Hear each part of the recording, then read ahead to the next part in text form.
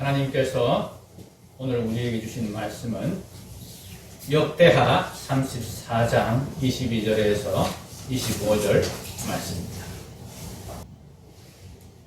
말씀의 제목은 유일한 구원의 길입니다. 유일한 구원의 길.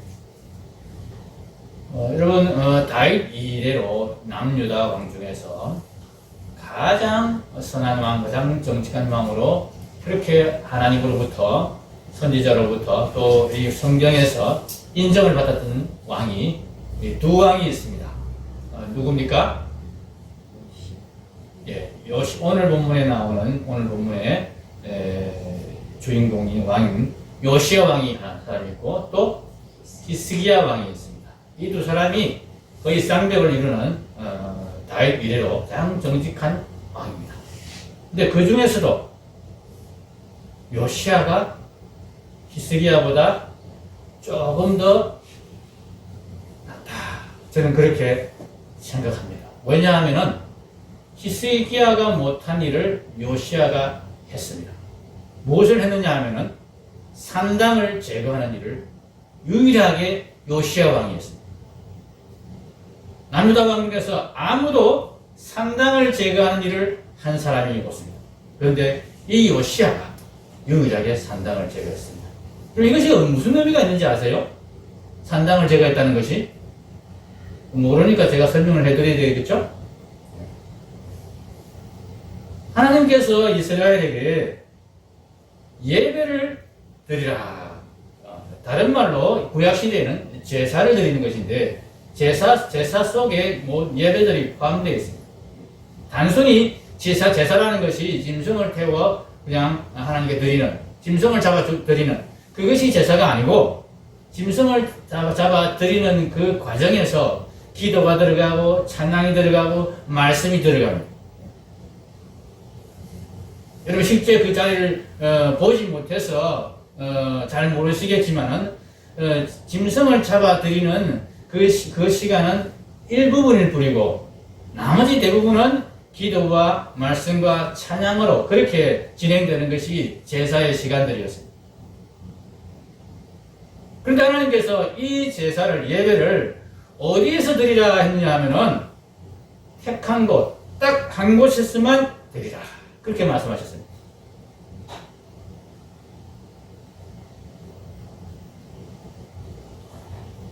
여러분, 한 동네에서 예배를 한 곳에서만 모여서 드리라 그러면 그건 이해가 가지 않습니까? 그런데 한 나라에서,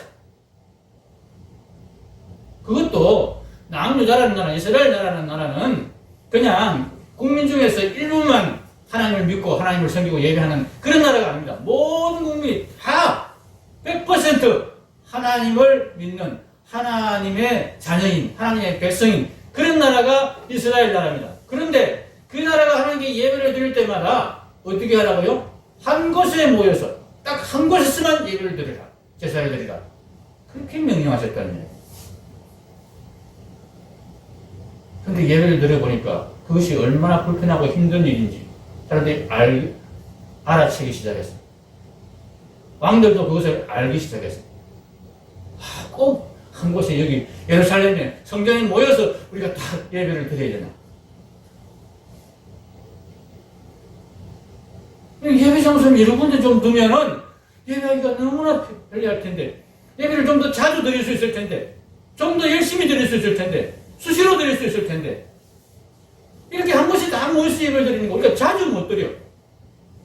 여러분, 지금처럼 교통이 발달한 때도 아니고 옛날에는 저 끝에 있는 국경 지역에 있는 그런 백성들은 예배 장소 예루살렘 성전에 오려고 하면은 일주일이 넘게 걸립니다. 그런 사람들 다 모아서 예배를 한 곳에서 드리려면은 여러분 한 달에 한 번이라도 예배 드릴 수 있겠습니까? 제대로 된 예배? 그런 사람들이 예배에 한 달에 한 번 참석하기가 쉽겠습니까? 일주일 와서 또 예배 드리고 가는데 또 일주일 아닙니까? 2주간 넘게 걸리는데 그걸 생업을 어떻게 하고? 한 달에 한 번도 예배를 제대로 못 드리는 거예요. 멀리 있는 사람들은. 그래서 하나님께서 1년에 꼭 3번만은 너희가 와서 꼭 예배를 드려야 된다. 그래서 3대 절기가 생긴 거 아닙니까? 그런데 왕들이든 일반 백성이든 예배를 좀 더 자주 드리고 싶다. 좀 더 많이 드리고 싶다. 이런 생각이 있었던 것 같습니다.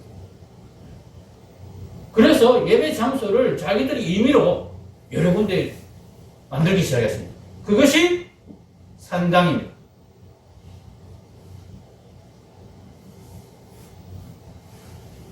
산당이 나쁜 게 아니에요. 그냥 그 취지를 보면은 거기도 하나님께 예배 드리는 장소예요. 그런데 하나님이 예배 드리라는 그 장소에서 예배 드리지 않고 예배 드리기 좀 더 편리하고 좋은 방법을 만들고 장소를 새로 만들어서 자기 나름대로 우리가 이렇게 하면 하나님이 더 좋아하시겠지.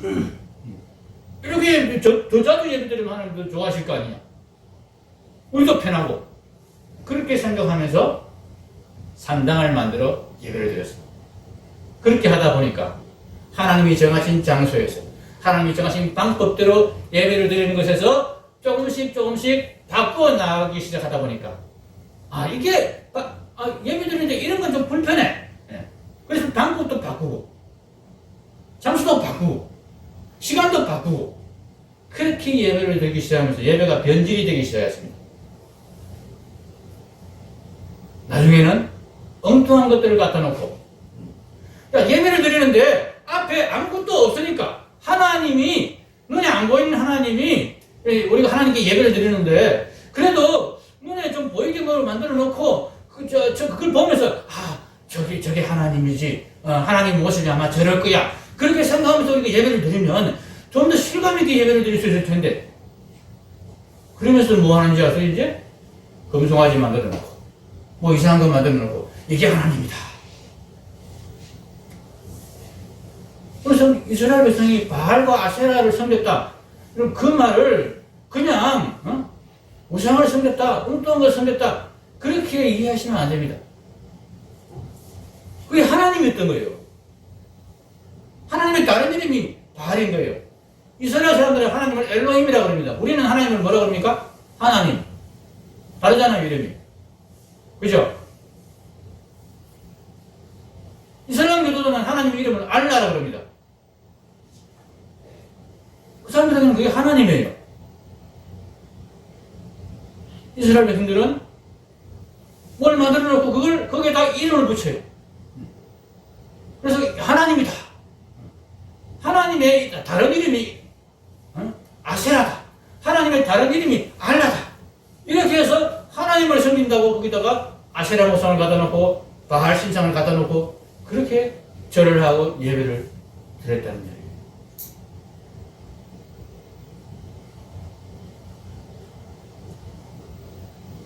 예배는 하나님이 정하신 방법대로 하나님이 정하신 장소에서 드리는 것이 예배입니다.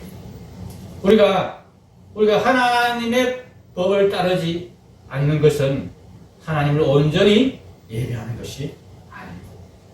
그래서 요시야 왕은 산당을 다 없애버렸습니다. 반발이 많았을 겁니다. 왜 우리가 예배 드리는데 예배 못 드리게 하느냐? 우리 하나님께 예배 드리고 있는데 이 산당이 생기는 바람에 예배를 1년에 한 번밖에 못 드렸던 사람이 이제는 한 달에 한 번씩 예배 드릴 수 있고 한 달에 한 번밖에 못 드리는 사람이 이제 매주 예배 드릴 수 있게 됐는데 왜 예배를 못 드리게 하느냐? 반발이 많았을 것입니다. 그런데 강행했습니다. 비록 1년에 한 번밖에 못 드려도 진짜 예배를 드려야 됩니다. 하나님이 정하신 방법대로 하나님이 정하신 장소에서 드려야 됩니다. 우리가 하나님께 순종하고 하나님 말씀을 그대로 듣는 것이 가장 올바른 예배다. 요시야의 주장이 그거였습니다. 여러분 어떻게 생각하십니까? 우리가 하나님께 예배할 때 우리가 즐거우면 됩니까? 우리가 마음이 흡족해지면 됩니까? 오늘 예배가 정말 은혜가 됐어. 내 마음에 쏙 들었어. 그러면 그건 좋은 예배입니까? 아닙니다. 그죠? 하나님이 정하신 방법대로 하나님이 기뻐하시는 예배가 될 때에 그 예배가 온전한 예배고 참된 예배인 것입니다. 그래서 요시아가 산당을 다 없앴습니다. 대다수의 사람들이, 대다수의 목사들이 다 반대하는데도 강행했습니다. 이것이 요시아의 신앙이었고 믿음이었습니다. 그런데 그렇게 이스라엘 신앙을 개혁해 나가는 과정에서 요시아가 어느 날 성전을 수리하는 과정에서 율법책을 발견하게 됩니다. 율법책. 근데 율법책을 보니까 자기는 나름 하나님께 열심히 잘한다고, 정직하게 한다고 정말 모든 반대를 무릅써 가면서 이렇게 예배 개혁까지 했는데 자기가 잘한 거는 그거 하나밖에 없고 정말 이때까지 너무나 엉터리로 너무나 큰 잘못을 저질러 왔다는 것이 율법책을 보니까 다 드러나더라고요. 하나님 말씀을 보는 순간, 하나님 말씀을 읽는 순간 예전에는 괜찮다고 생각했던 것들이 예배도 마찬가지죠.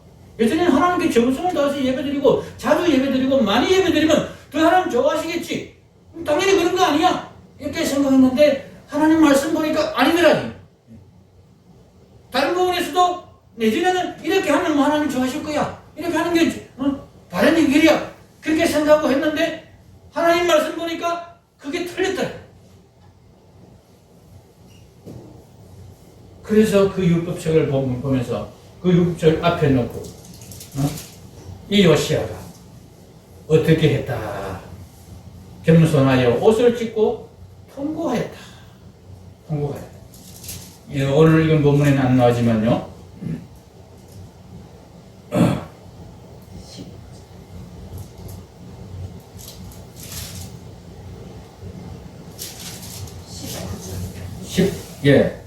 19절에도 나옵니다. 그죠? 34장 19절. 왕이 율법의 말씀을 듣자 곧 자기 옷을 찢더라. 율법책을 발견하고는 그 율법책을 이제 왕 앞에서 쭉 이제 발견한 자들이 들고 와서 읽었는데 그 말씀을 들으니까 자기가 그동안 잘했다고 생각했는데 정말 하나님 열심히 믿고 정직하게 하나님 앞에 행하려고 그렇게 애를 썼는데 너무나 엉터리로 왔더라. 우리가 너무나 하나님을 우습게 여기면서 우리 마음대로 했구나. 그것을 깨닫고는 옷을 찢으며 통곡했다. 그리고는 하나님 도대체 이 잘못을 어떻게 하면 되겠습니까? 우리가 이렇게 하나님을 능멸하고 하나님 말씀을 무시하고 마음대로 살았는데 하나님 이 잘못을 어떻게 하면 좋겠습니까? 하나님 용서해 주십시오. 그렇게 기도했겠죠. 그런데요. 하나님이 그에 대해서 응답을 하십니다. 응답을 하시는데 참으로 기이한 응답을 하십니다. 여러분의 생각에는, 우리의 생각에는 이렇게 통곡하며 회개하며 잘못했다고 하나님께 용서를 구하면 어떻습니까? 당연히 용서해 주셔야 되는 거 아니에요? 이렇게 잘못했다고 자백하고 비는데 용서 안 해줘요? 여러분 혹시 어릴 때 기억이 있거나 아니면 자녀를 키우면서 그런 기억 없습니까? 자녀가 혹은 내가 부모에게 잘못했을 때 정말 싹싹싹 빌면서 진심으로 잘못했다고 용서해달라고 그렇게 말하면 용서해 줍니까? 안 해줍니까?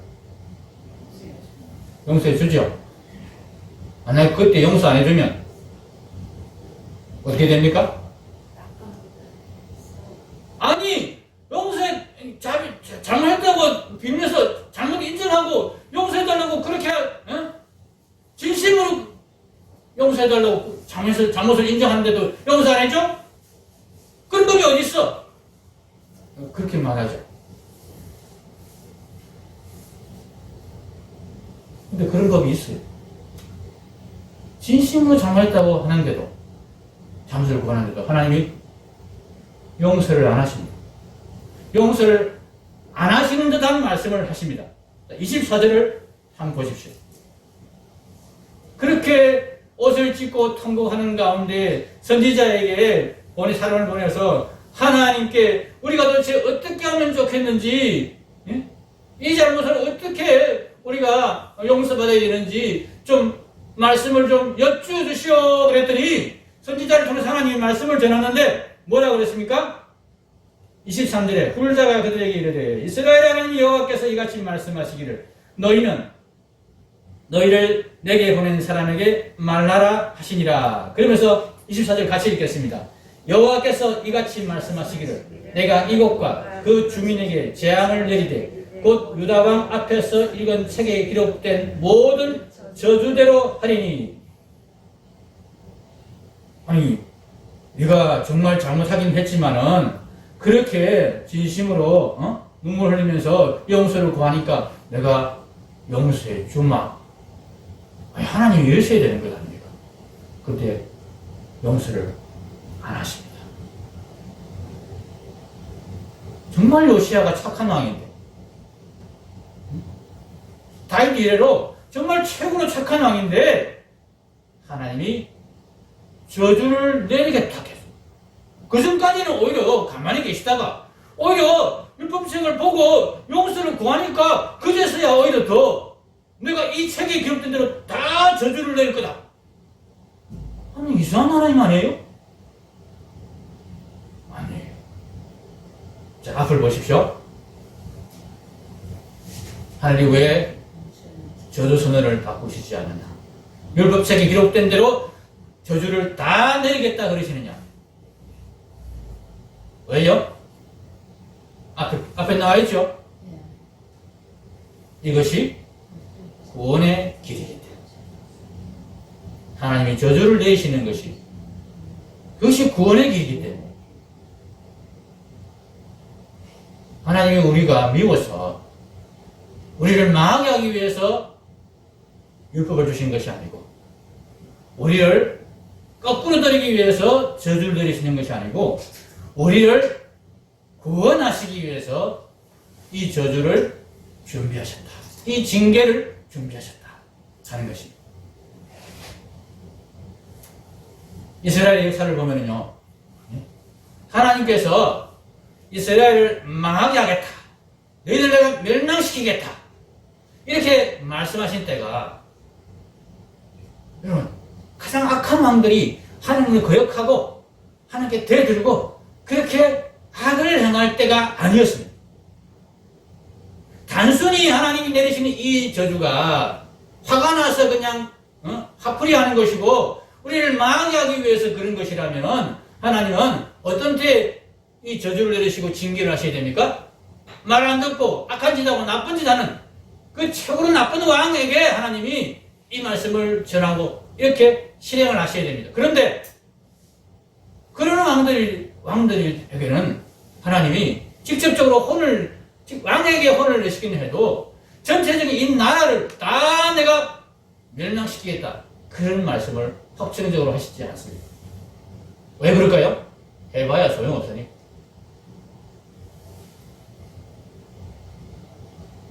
사랑하는 자녀를 정말 사랑하는 부모는 자기 자녀를 위해서 매를 때리는 것입니다. 남의 자녀 때려놓고 매 때리는 사람은 없습니다. 사랑하지 않기 때문에. 정말 사랑하는 자녀가 잘 되라고 필요할 때 매를 때리는 것입니다. 그래서 다윗 왕국의 멸망이 확정적으로 선언된 때가 바로 다윗 왕 이래로 가장 정직한 왕이라고 꼽히는 두 사람, 히스기야, 요시야 때. 먼저 히스기야 때 멸망을 확정적으로 선언하시고 이 요시야 때 다시 재확인하시는 하나님이십니다. 오늘 말씀이 바로 그 재확인의 장면입니다. 내가 이곳과 그 주민에게 재앙을 내리되 유다왕 앞에서 읽은 책에 기록된 모든 저주대로 하리니. 이미 예고를 하셨고 그것을 실행하겠다고 히스기야 왕 때 선언하셨고 요시야 왕 때 다시 재확인하셨습니다. 왜 이렇게 선한 왕, 착한 왕, 정직한 왕에게 하나님이 특별히 이런 말씀들을 하시는지를 우리가 생각해야 됩니다. 더 이상한 것은 이 말을 들은 요시야의 태도입니다. 요시야가 반발하지 않았습니다. 하나님, 제가 이렇게 눈물 흘리면서 회개하는데 용서 안 해주세요? 하나님 그런 게 있습니까? 이렇게 반발하지 않았습니다. 하나님 그러면 안 되죠. 그러면 안 되죠. 절대 그럴 수는 없습니다. 하나님 반드시 용서해 주셔야 됩니다. 이렇게 떼를 쓰지도 않았습니다. 혹시 떼를 썼으면 하나님께서 돌이켰을지 모르겠습니다. 근데 요시야는 떼를 쓰지 않았습니다. 히스기야를 통해서 요시야가 배웠기 때문에 히스기야가 떼를 썼습니다. 하나님 그렇게 하지 마십시오. 하나님 용서해 주십시오. 하나님 나 다시 살려주십시오. 하나님이 히스기야에게 너가 곧 죽을 것이다. 하나님이 히스기야를 징계하시는 차원에서 히스기야에게 병이 들려 죽게 만드셨습니다. 근데 그때 히스기야가 울며불며 하나님께 기도함으로써 하나님이 그러면 내가 다시 살려주마. 15년 더 연장시켜주라. 그렇게 하셨습니다. 하나님 그렇게 하시기도 합니다. 그런데 결과적으로 히스기야가 15년 생명의 연장을 받은 것이 그렇게 좋은 일만은 아니었다는 거죠. 생명의 연장을 받은 다음에 히스기야가 어떻게 됐냐? 마음이 교만해졌습니다. 그 이야기가 30장에 나옵니다.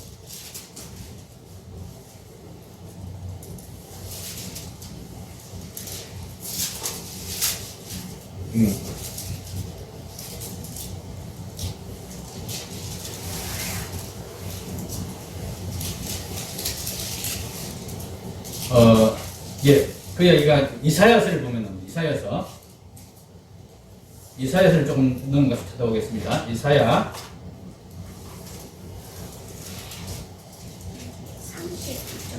39장을 찾아보십시오. 이사야 39장. 구약 성경 13 뒤에 역대하 뒤쪽으로 1014페이지입니다. 1014페이지.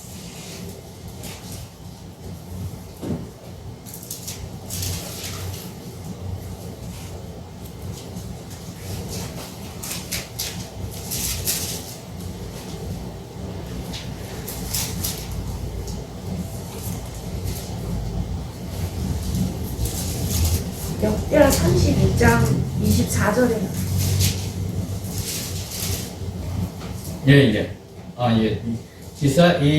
히스기야가 그렇게 하나님께 멸망선언을 받은 이야기는 이사야서에 나오고 히스기야가 교만하게 된 이야기는 역대하에 나오네요. 32장 역대하 바로 앞에 조금만 넘기면 됩니다. 역대하 32장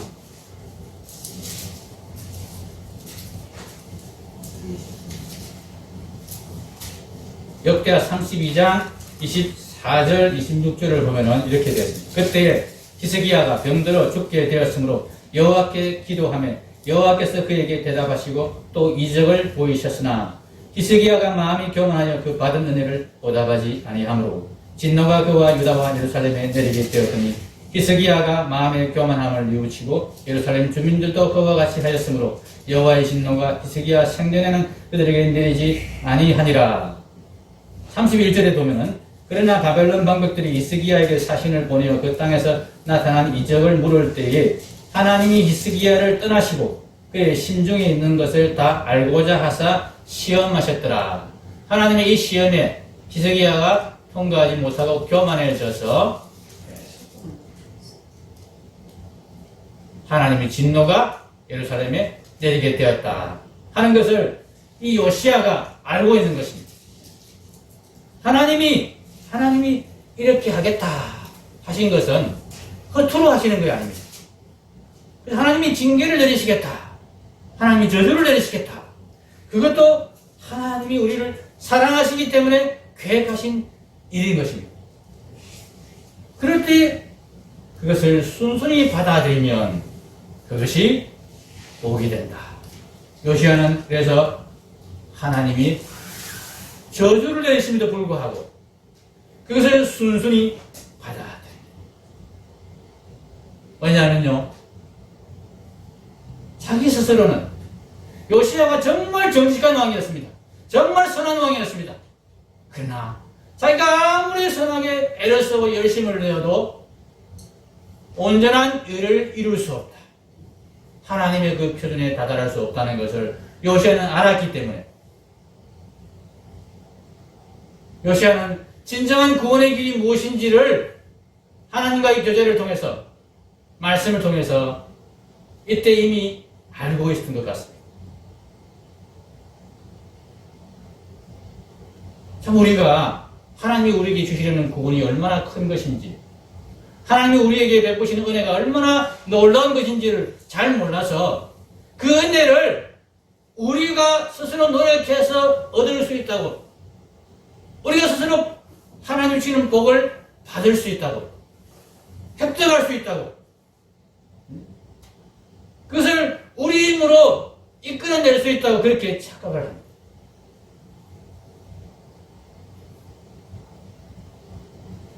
여러분, 아이들이 비눗방울 놀이를 아주 좋아하지요, 그죠? 비눗방울. 비눗방울이 이렇게 햇볕에 착 비쳐가지고 무지개 색깔이 나타나는 거 보면 참 이쁘지 않습니까? 그 비눗방울 방울방울 한 것들이 이게 하늘로 올라가는 거 보면 정말 이쁩니다. 그러다가 그 큰 비눗방울이 손등에 탁 떨어져가지고 여기에 맺혀 있으면 그게 얼마나 보기 좋습니까? 얼마나 신기합니까? 아이들이 그 비눗방울이 손등에 떨어지면요, 그 비눗방울이 안 꺼지게 하려고, 안 꺼트려지게 하려고 조심조심 하면서 그걸 애지중지합니다. 그런데 이게 안 꺼집니까? 아무리 예뻐도 비눗방울은 금방 꺼집니다. 금방 꺼지고 아이들도 비눗방울 놀이를 몇 번 해보고 나면 아무리 그 비눗방울이 예쁘고 탐스러워도 금방 꺼지고 만다는 것을 알고는 거기에 크게 미련을 두지 않습니다. 그냥 한번 보고 기쁘다 하고 지나가야 된다는 것을 압니다. 그런데 어른들이 아이들보다 못하지. 하나님 보시기에 이 땅에 주어진 우리의 인생은, 이 땅에서의 우리의 삶은, 지금 현재의 우리의 삶은 비눗방울과 같습니다. 하나님은 우리에게 지금 현재 우리가 살고 있는 이 삶을 우리에게 선물로 주신 것이 아닙니다. 이 삶만을 단지 우리에게 주시기 위해서 하나님께서 자기의 형상으로 우리를 만드시지 않았습니다. 단지 지금 우리가 누리고 있는 이 삶만을 우리에게 하나님이 선물로 복으로 주시려고 창세 전에 그리스도 안에서 우리를 설계하시지 않으셨습니다.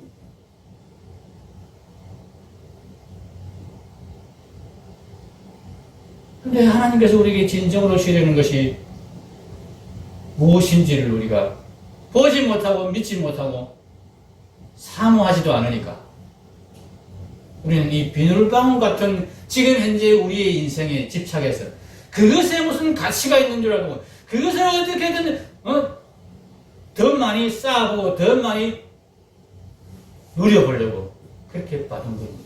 비눗방울을 아무리 3개, 4개 손등에 떨어져 놓고 거기에 쌓아놔도 여러분 잠시 지나가면 다 꺼져버리고 그것을 쌓으려고 아둥바둥거리는 인생은 얼마나 불쌍한 인생입니다. 어떤 사람들이 이렇게 이야기합니다. 높은 이름을 얻고 큰 명예를 얻고 또 많은 재물을 쌓으면 그것을 통해서 후대의 이름을 남기고 내 자손들이 그것으로 넉넉하게 살아갈 수 있다. 그거 의미 있는 거 아니냐. 내가 죽어도 내 이름은 남는 것이고 내가 죽어도 내 자손들은 남아서 훌륭하게 잘 사는 것 아니냐. 그게 정말 의미가 있을까요? 여러분이 죽고 나면, 내가 죽고 나면 내 자손들이 잘 살지 못 살지 여러분이 알 수 있습니까? 잘 사는 것을 기뻐할 수 있습니까? 재물을 많이 남겨서 그 재물 때문에 서로 칼부림 나는지, 그 재물을 가지고 잘 사는지 어떻게 알 수 있어요? 그 재물이 복이 될지 화가 될지 어떻게 알 수 있어요? 내 이름을 사람들이 알아주는 거요? 나와 아무 상관없습니다. 나는 아무것도 모릅니다. 느낄 수도 없고 그 사람들에게 죽어서 내 이름 가지고 영향력을 행사할 수도 없습니다. 단지 살아있는 사람들의 몫일 뿐입니다. 살아있는 사람이 그 사람의 이름을 기억할 거냐 말 거냐는 살아있는 사람이 선택하겠다는 거예요. 그 사람 잊어버리고 나는 살겠다 그러면 아무것도 없어지는 겁니다.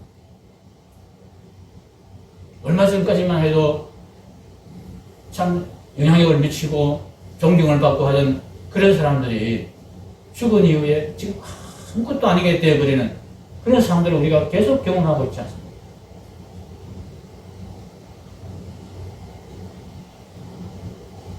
그런데 하나님께서 우리를, 인간을 하나님의 형상으로 만드셨습니다. 예수 그리스도 안에서 창세전에 이미 설계해서 내 아들로 세우겠다, 내 자녀로 만들겠다, 그렇게 계획하시고 우리를 이 땅에 보내셨습니다. 우리에게 영원한 생명을 주시겠다고 약속하셨습니다. 지금 우리의 삶에는 아무리 쌓아도 죽는 순간 그게 다 없어집니다. 와르르 무너집니다. 아무것도 남아있지 않습니다.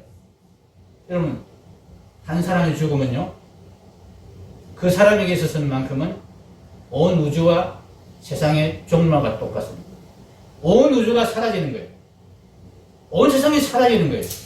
없어져 버리는 거예요. 뭐 자녀가 남아있고 뭐가 남아있고 아닙니다. 남아있는 거 없습니다. 그 사람에게만큼은 적어도 아무것도 없습니다. 아무리 쌓아놔도요, 어느 순간 아무것도 없어지는 상황이 도래합니다. 그런데 하나님께서 그것을 내가 영원히 너에게 의미 있게 해주겠다. 우리 삶이요, 이 세상의 삶뿐이면 우리 인생은 너무나 험합니다. 너무나 아무것도 아닙니다. 아무리 쌓아도 어느 날 한순간에 다 무너지고 없어져 버리는 그런 것들이 우리에게 무슨 의미가 있습니까? 비눗방울을 이렇게 여러분 쌓으면서 그것에 의미를 부여하는 사람이 누가 있습니까? 곧 없어질 건데 그것을 1층, 2층, 3층 쌓으면서 온갖 힘을 다 쓰고 무너지면 또 쌓고 그렇게 하는 사람은 어리석은 사람.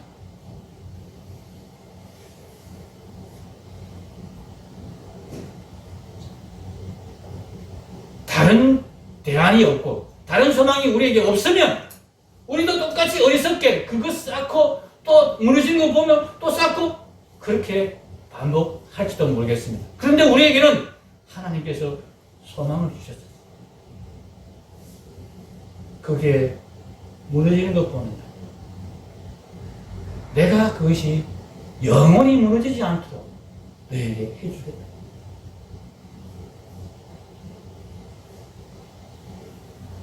우리가 소유한 것들이 영원히 남아있고 우리가 맺은 관계들이 영원히 지속되는 그 생명을 하나님 우리에게 주시겠다. 내가 죽음으로써 모든 관계가 다 끊어져 버리는 그런 허무한 인생이 아니고 울고 빨고 하면서 좋아 죽던 그 자식도 죽는 순간 나와는 아무것도 없는 아무것도 아닌 그런 존재가 되는 것입니다. 그렇게 가슴이 아프고 가슴이 아리고 그렇게 애틋한 우리의 감정들이 죽는 순간 아무것도 아니고 그런 인생이 지금 우리의 현재의 인생입니다. 그런데 그 인생에게 하나님이 그것이 영원히 남아있게, 영원히 가치가 있게 해주겠다. 너의 삶이 결코 무너지지 않고 없어지지 않고 계속해서 의미를 갖게 해주겠다. 너희들의 관계가 결코 허물어지지 않고 계속 유지되며 더 발전하고 더 풍요로워지도록 내가 해주겠다. 이 약속을 하나님 우리에게 주십니다. 어떻게 그것이 가능할까? 그것이 가능하게 하는 유일한 길, 그것이 바로 구원의 길입니다. 하나님 우리에게 흔들리지 않는 나라를 주시겠다고 약속했습니다. 이 약속을 우리가 어떻게 받느냐? 열심으로서요? 막 애쓰고 힘쓰므로서요? 하나님 제가 앞으로는 잘하겠습니다. 이걸로 안 되기 때문에 하나님께서 요시야에게 율법적을 통해서 저주를 선언하시고 멸망을 선언하신 거예요. 너의 노력으로는, 너의 힘으로는 절대로 그것을 이루소. 요시야가, 히스기야가 가장 선한 왕이고 정직한 왕이었지만은 그들도 실수하고 그들도 하나님을 배반할 수 있다는 것을 하나님은 아시고 보여주신 것입니다. 요시야가 그것을 인정했습니다. 히스기야도 그렇게 되었다는 것을 하나님이 다시 회복시켜 주시니까 교만해져가지고 내가 잘해서 그런 줄 알고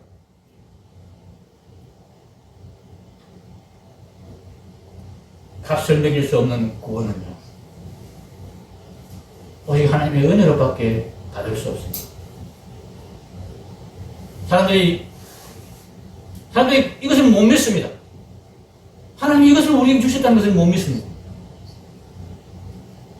그렇게 엄청난 것을 우리가 어떻게 그걸 주신다고? 그걸 하나님이 주신다고? 구원은 은혜로 주신다고 그러죠? 왜 은혜 주십니까, 여러분? 너무 엄청나기 때문에. 값을 매길 수 없기 때문에. 우리가 애쓰고 힘써서 그것을 얻을 수 있을 만큼 그렇게 값이 작은 그런 부분이 아니기 때문에. 인간이 어떠한 노력을 해도 모든 지구상의 인간이 만드는 벌어들인 모든 재산을 다 합하더라도 이 영원한 생명을 값을 주고 얻을 수 없는 그런 큰 가치가 있기 때문에 구원을 하나님께서 선물로 주실 수밖에 없는 겁니다. 값이 없어서가 아니고 값이 너무 커서 값없이 주시는 것입니다. 그러니까 사람들이 못 믿어요. 너무 엄청난 거니까. 하나님 그걸 우리에게 주신다고? 공짜로 주신다고? 그건 말이 돼? 그래서 하나님께서 확인해 주셨습니다. 진짜로 내가 준다. 증거는 어디 있어요? 진짜 주시는 증거 좀 주셔봐요. 그래서 예수님을 이 땅에 보내주신 것입니다. 나의 독생자를 너희들을 위해서 내가 내어놓게. 이것을 보고 내가 너희들을 이만큼 사랑하고 너에게 이런 것을 내가 그냥 준다는 말을 믿으라. 여기에 소망을 좀 가져.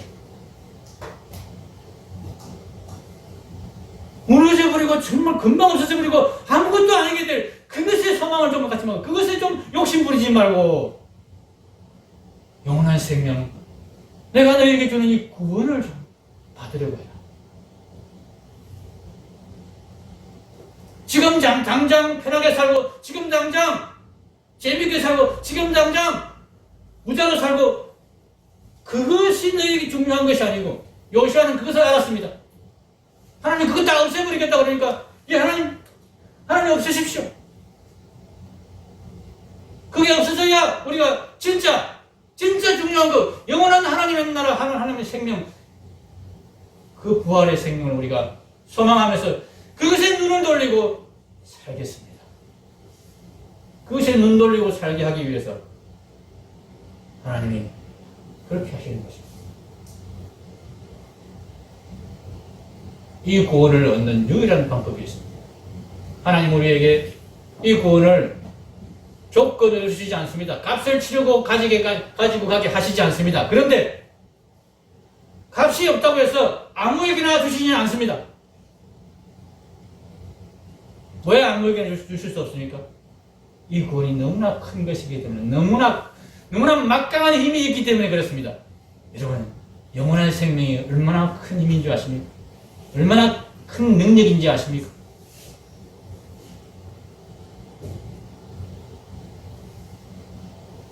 온 우주보다도 큽니다. 온 지구보다 더 큽니다. 한 사람의 목숨이 천하보다 귀하다는 그 말씀이 그대로입니다. 지구 땅덩이를 모두 합친 것도 하나님이 주시는 이 영원한 생명 하나의 값어치에 못 미칩니다. 실제로 그렇지 않습니까? 여러분, 영원한 생명을 가진 한 사람과 그렇지 않은 온 지구상의 모든 인간이 다 합하여서 서로 대결을 한다고 한번 생각해 보십시오. 누가 이기겠습니까? 누가 더 큰 힘이 있겠습니까?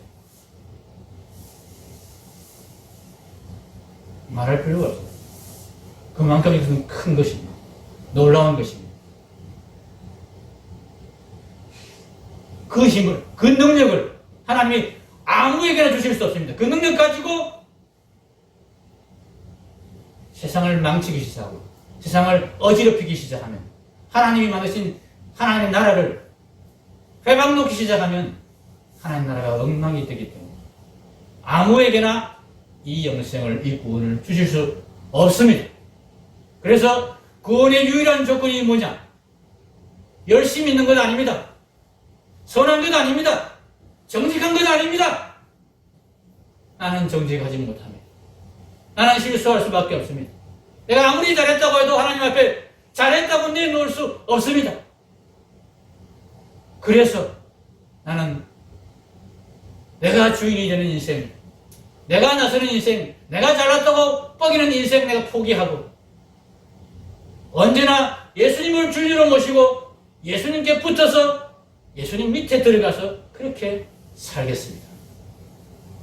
예수님이 내 주인이 되어 주십시오. 그러면 내 인생이 안전하겠습니다. 아무리 내가 큰 힘을 가져도, 아무리 내가 대단한 능력을 가져도 그 능력으로 하나님의 나라를 어지럽힐 일이 없어질 것입니다. 예수님이 주인이 되시면 그렇게 될 것입니다. 예수님이 주인이 되시지 않으면 내게는 언제나 하나님을 대항해서 싸우다가 멸망하게 될 위험이 남아있습니다. 하나님, 그런 위험이 있는 사람에게 이 하나님의 나라를, 영원한 생명을 주시지 않습니다.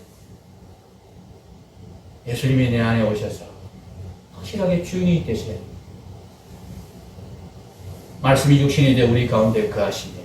이 거하신다는 말이 거처를 정하신다, 천막을 치신다, 성막을 치신다, 그런 뜻입니다.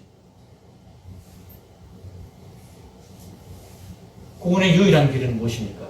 착하게 사는 것이 아닙니다. 열심히 사는 것이 아닙니다. 정직하게 사는 것이 아닙니다. 예수님이 내 주인이신가 아닌가. 그러니까 확실히 예수님을 주인으로 모셨는가 아닌가. 이것이 우리의 구원을 확정하는 유일한 기준입니다. 고린도후서 13장 5절 같이 읽겠습니다. 너희는 믿음 안에 있는가? 너희 자신을 시험하고 너희 자신을 확증하라. 예수 그리스도께서 너희 안에 계신 줄을 너희가 스스로 알지 못하느냐? 그렇지 않으면 너희는 버림받은 자니라. 아멘. 너희가 스스로 알지, 이 알지가 그냥 알지가 아닙니다. 확실히 알지, 정확하게 번역하면 확실히 알지 못하느냐. 확실히 아는 것, 한 번 아는 게 아니고 계속 확실히 그것을 느끼고 있는 것을 말하는 것입니다. 예수님이 내 주인이신 것은 맞습니까? 내가 정직하게 살고 선하게 살고 훌륭한 삶을 살고 그것하고 다른 문제입니다. 실수할 수 있습니다. 바보 같은 짓 할 수 있습니다. 그럼에도 불구하고 예수님이 내 주인이신 것은 내게 분명하다. 나는 절대로 이제는 내가 더 이상 예수님을 배반할 수 없는 사람이 되었다. 이제는 나는 절대로 예수님을 떠나지는 않을 거다. 그것이 우리의 마음에 확실해지는 것. 이것이 하나님이 우리를 구원하시는 유일한 조건입니다. 예수님을 모시는 것, 주인으로 모시는 것. 이런 자들에게 하나님이 영원한 생명을 주십니다. 우리가 쌓은 것이 어느 순간 무한으로 무너져서 다 없어지는 그런 생명이 아니고 우리가 쌓은 것이 영원히 가치가 되어서 계속 이어져 나가는 그런 삶을 우리에게 주시겠다. 이 삶을 소망하면서 예수님이 날마다 예수님이 내게 주인이 되십니다. 예수님이 확실히 내 주인이신가?